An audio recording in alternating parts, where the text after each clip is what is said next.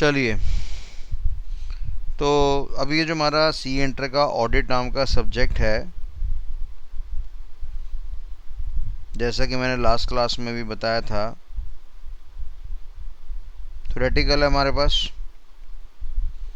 तो भैया मेमोरी हमारी क्या होनी चाहिए, स्ट्रॉन्ग होनी चाहिए, ताकि चीज़ों को हम याद कर सकें। क्योंकि पेपर में अगर याद करा हुआ नहीं लिख पाएंगे तो मार्क्स गए।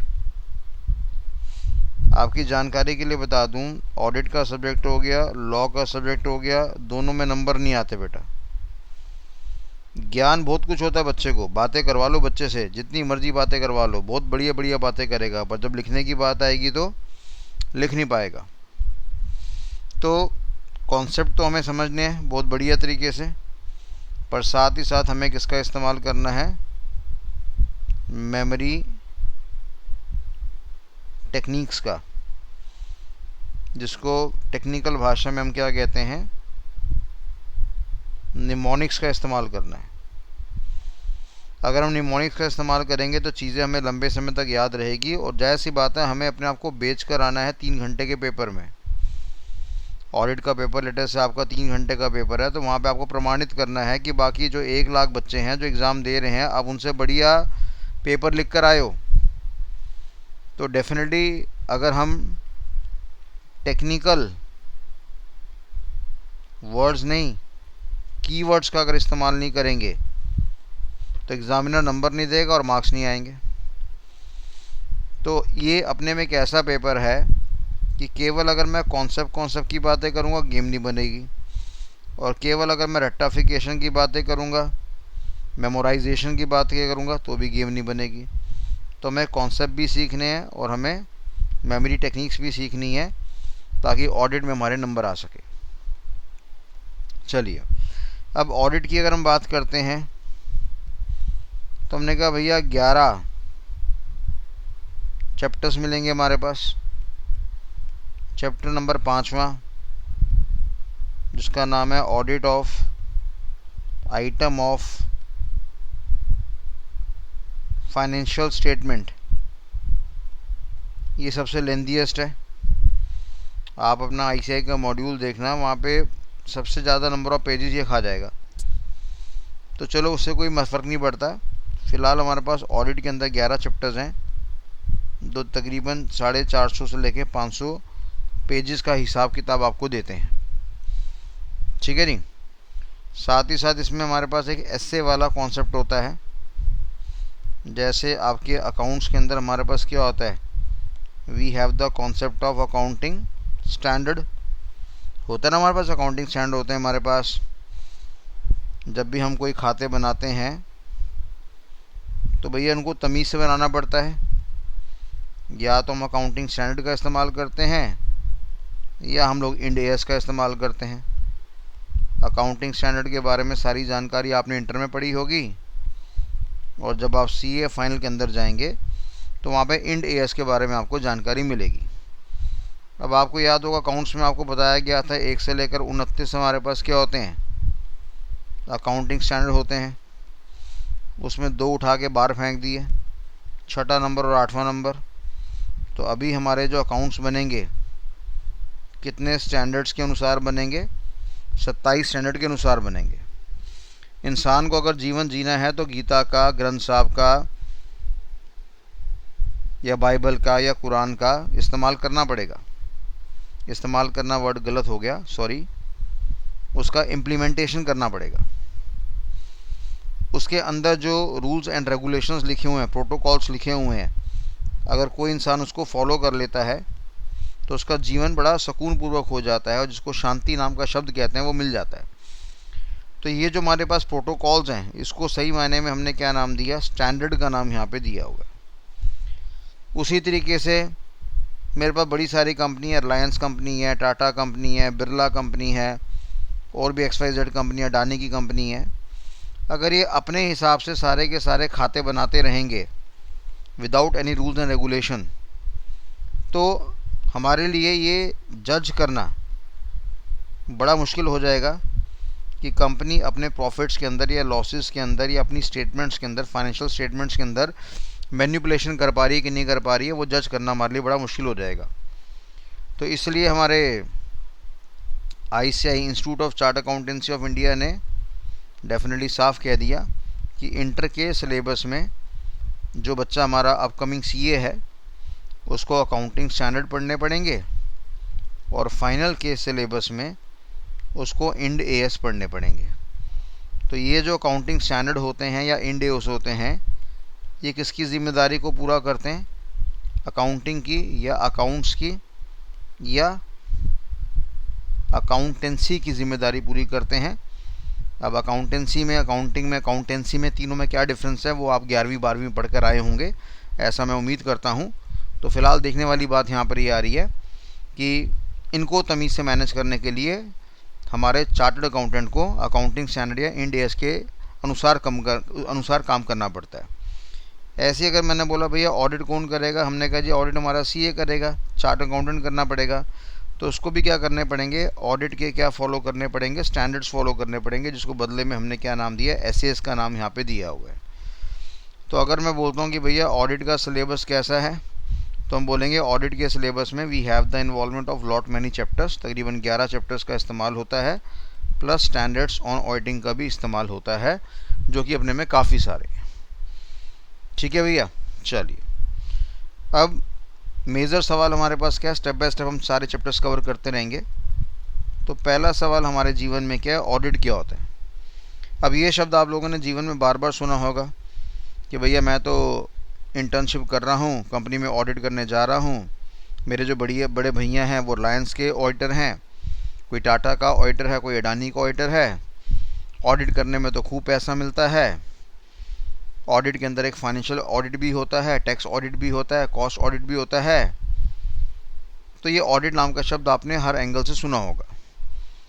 तो अगर हम ऑडिट के बारे में बात करें आपसे कि एग्जैक्टली ऑडिट का मतलब होता क्या है, तो कई बार हम कहते हैं कि जी ऑडिट का मतलब होता है सिंपल शब्दों में क्या है? एग्जामिनेशन।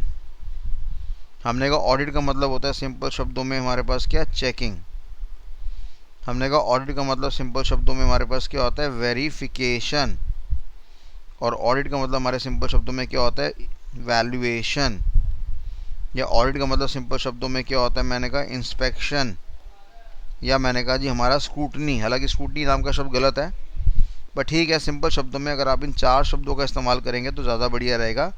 एग्जामिनेशन करना, चेकिंग करना, वेरिफिकेशन करना और इवैल्यूएशन करना। ठीक है भैया, ये हमारे पास ऑडिट का मतलब है। हालांकि हम आगे बढ़ेंगे, अभी टेक्निकल शब्दों को सीखेंगे।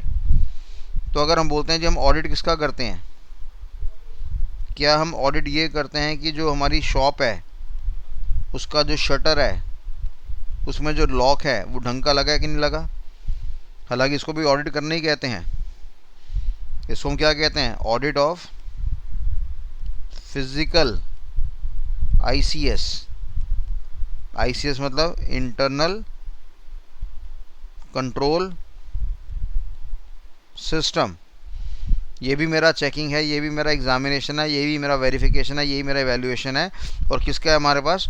इंटरनल कंट्रोल सिस्टम का है। और कौन से इंटरनल कंट्रोल सिस्टम है? फिजिकल वाला, जहाँ पर हम शटर को चेक कर रहे हैं कि ताला ढंग से काम कर रहा है कि नहीं कर रहा। पर क्या CA का ये काम होता है ऑडिट करने का? बिल्कुल नहीं, कदापि नहीं।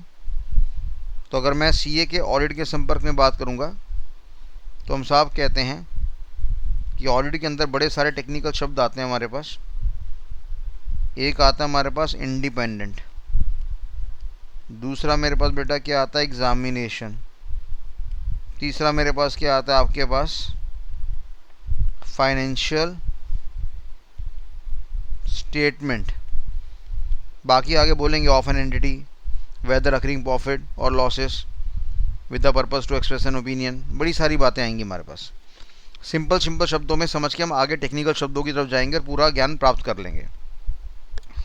तो मैंने कहा ऑडिट का मतलब क्या है जी? हमने कहा ऑडिट का मतलब एग्जामिनेशन करना। कैसे काम करना? हम किसका एग्जामिनेशन करना? मैंने कहा फाइनेंशियल स्टेटमेंट का एग्जामिनेशन करना। अब आप सभी बच्चे इतने खतरनाक हैं कि इतना खतरनाक अकाउंट्स पढ़ कर आए हैं आपके अकाउंट्स के टीचर भी बड़े महारती हैं। तो अगर मैं आपसे पूछूं बेटा बताओ फाइनेंशियल स्टेटमेंट का मतलब क्या होता है, तो आप साफ कह सकते हैं कि सर फाइनेंशियल स्टेटमेंट के अंदर yes we have the involvement of balance sheet, yes we have the involvement of profit and loss account. ठीक है जी, या इसको आप statement of profit and loss या इनकम स्टेटमेंट के नाम से भी जानते हैं। इसके अंदर we have the involvement of cash flow statement, और आपको एक और नाम आपने सुना होगा, statement of changes in equity.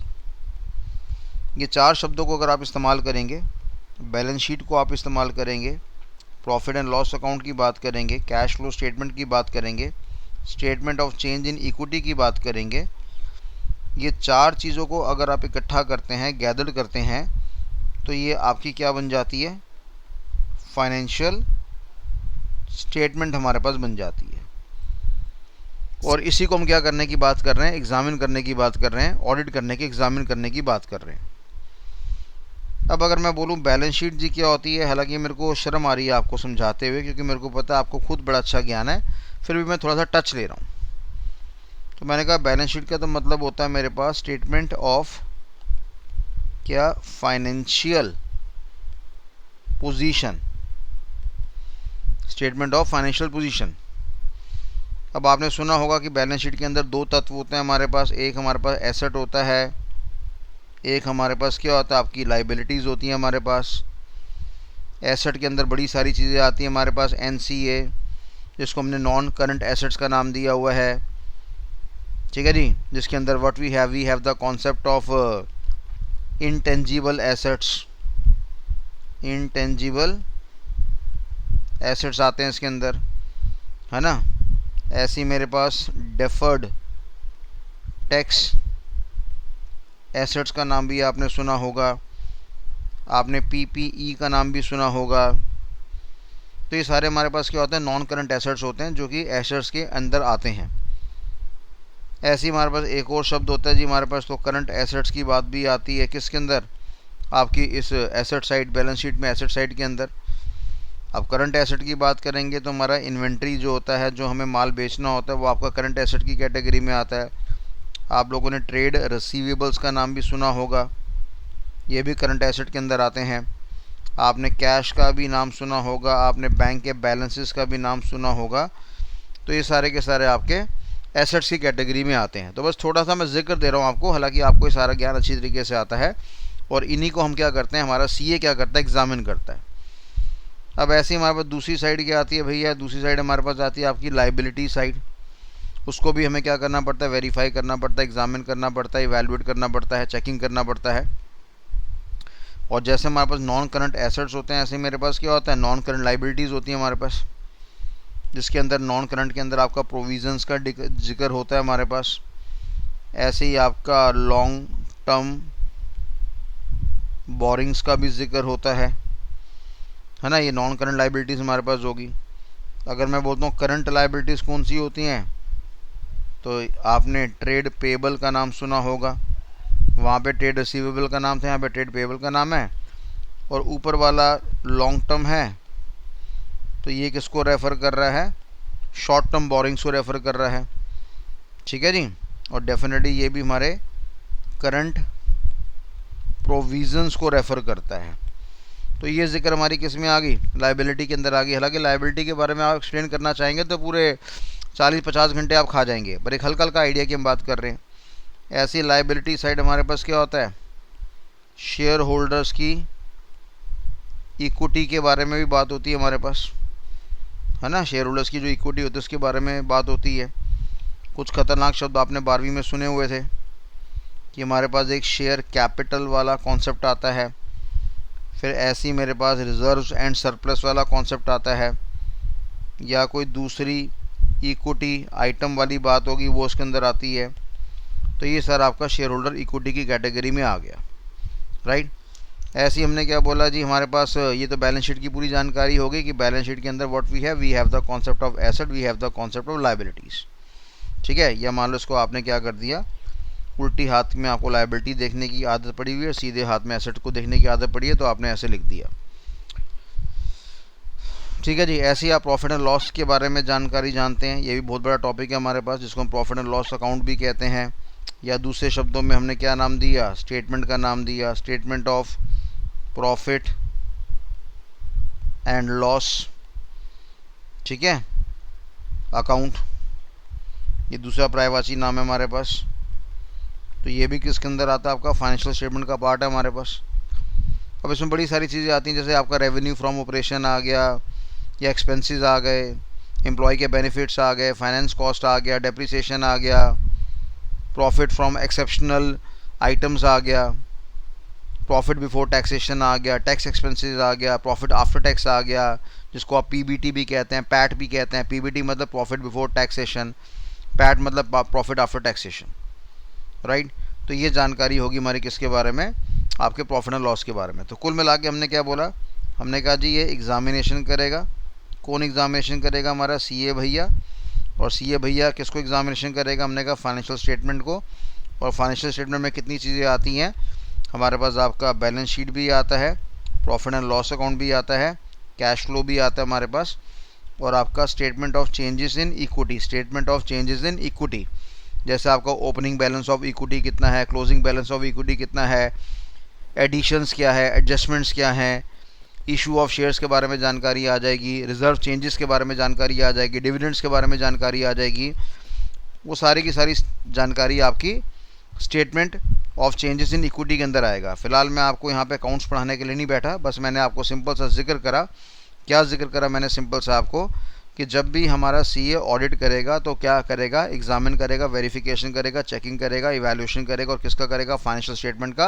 और फाइनेंशियल स्टेटमेंट में मोटा मोटा 4 शब्दों का नाम आएगा, बैलेंस शीट हो गया, प्रॉफिट एंड लॉस अकाउंट हो गया, statement of changes in equity हो गया, और साथ साथ हमारा कैश फ्लो का नाम आएगा। तो ये 4 नाम आपके समक्ष होने चाहिए। धीरे धीरे आगे बढ़ेंगे, मैं अभी अंत नहीं कर रहा, अभी हम आगे और बहुत सारी बातें पढ़ेंगे कि ऑडिट का एक्चुअली मतलब क्या है। फिलहाल हमने अभी आज शुरुआत कर ली।